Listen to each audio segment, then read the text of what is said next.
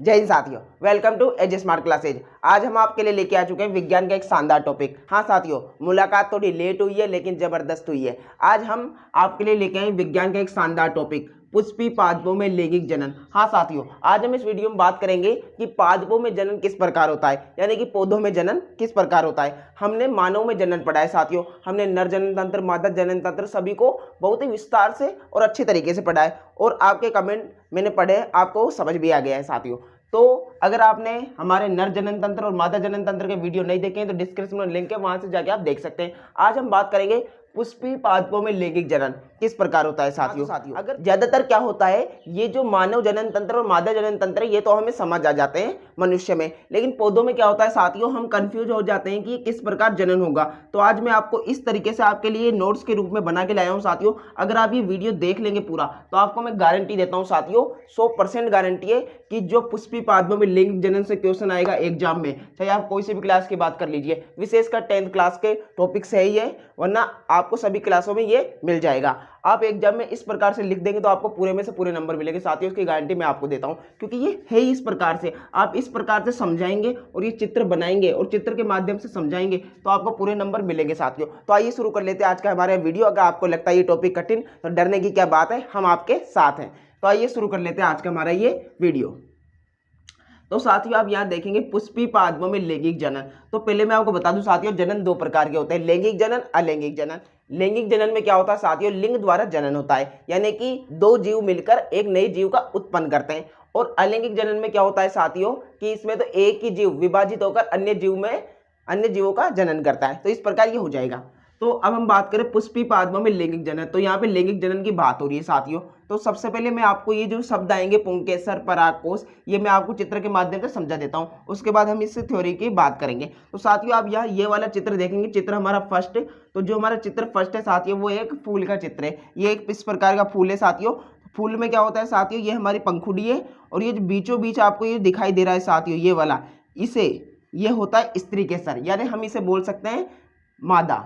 जैसे मनुष्य में क्या होता है नर और मादा, महिला पुरुष होता है ना, तो ये फूल की क्या है, महिला है, जिसे हमने क्या नाम दिया है, स्त्री केसर। और जो आपको यहाँ पर ये वाले दिखाई दे रहे साथियों, जो कि स्त्री केसर से निकल रहे हैं, ये क्या है, ये हमारे पुंकेसर है, जो कि हमारे यहाँ पर पुरुष का काम कर रहे हैं पौधे में। ठीक है, पुंकेसर के ऊपर साथियों ये परागकोश होता है, ये वाला जो स्तर होता है इसे हम परागकोश के बोलते हैं। क्या बोलते हैं साथियों, परागकोश। और यहाँ पर जो ये स्त्री केसर के ऊपर होता है इसे हम वर्तिकाग्र बोलते हैं। क्या बोलते हैं साथियों, वर्तिकाग्र। मैं आपको यहाँ पर और चित्र दिखा देता हूँ आपकी बुक के, तो आप उससे यहाँ पर समझ सकते हैं।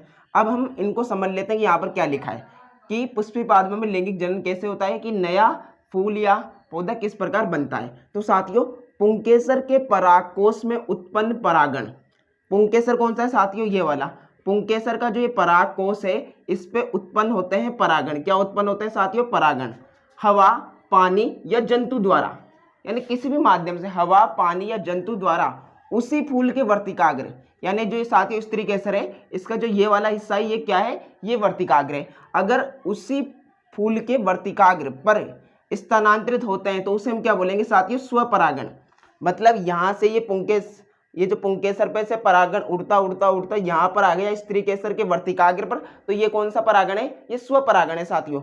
मतलब ये दो माध्यम से होता है, तो ये फर्स्ट माध्यम हो जाएगा स्वपरागण। उसके बाद है साथियों या दूसरे फूल के वर्तिकाग्र पर परागण, यानी मान लीजिए ये वाला तो क्या है पुंकेसर, ये किसी दूसरे फूल के वर्तिकाग्र पर जाकर बैठ जाए और वहां पर जनन प्रक्रिया शुरू करे तो वो कौन सा होगा, पर परागण कहलाएगा। तो स्थानांतरित हो जाता है इस प्रकार। समझ गए होंगे साथियों। फर्स्ट पॉइंट क्या बोल रहा है कि जो पुंकेसर है इस पे क्या होते हैं, इसके जो पुंकेसर का ये जो परागकोश है यहाँ पर परागण होते हैं। जैसे मनुष्य में क्या होता है, पुरुष में क्या होता है, शुक्राणु होते हैं जो अंडाणु के पास जाते हैं। यहाँ भी क्या करेंगे, जो पुंकेसर है यहाँ पर जो पुरुष का काम कर रहा है पौधे में, इस पे यहाँ पर परागण होते हैं। ये परागण उड़ते हुए या फिर पानी किसी भी माध्यम से स्त्री केसर के वर्तिकाग्र यानी इस वाले हिस्से पर चले जाते हैं और इस वाले हिस्से पर जाकर जनन प्रक्रिया शुरू करते हैं। अगर एक ही फूल पे जाए, मतलब इसी फूल से लेके इसी फूल पे जाए तो क्या है, स्वपरागण, और किसी दूसरे फूल के वर्तिकाग्र पर जाए तो वो कौन सा होगा, परपरागण। याद रखिए साथियों, इसी फूल पर स्वपरागण,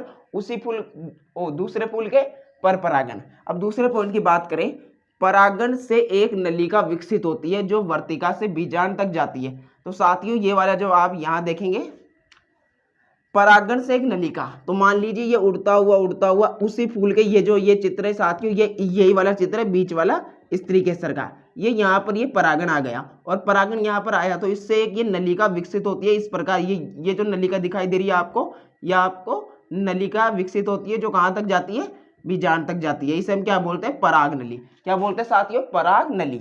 तो सेकंड लाइन भी हमारी कंप्लीट हो गई कि परागण से एक नलिका विकसित होती है जो वर्तिका से बीजांड तक जाती है। ये हिस्सा जो साथियों होता है, ये स्त्री केसर का ये हिस्सा, इसे हम वर्तिका कहते हैं।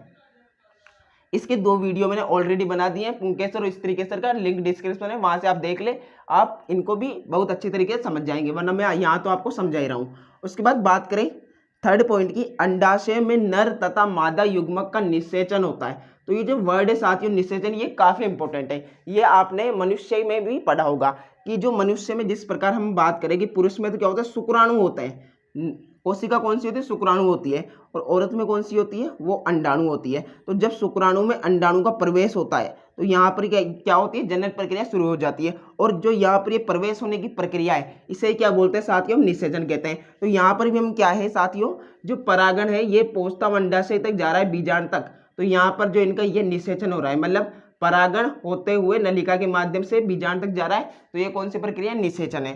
तो नर तथा मादा युग्मक का निषेचन होता है तथा युग्मनज का निर्माण होता है। तो इस प्रकार ये यहाँ से परागण होता हुआ आ रहा है साथियों बीजांड तक, तो यहाँ पर क्या किसका निर्माण हो रहा है, युग्मनज का। ठीक है साथियों, ये लाइन आप क्लियरली समझ लिए होंगे। नहीं आ रहा समझ में तो कमेंट बॉक्स में मुझे कमेंट कर दीजिए, आ रहा है तो भी कमेंट कर दीजिए।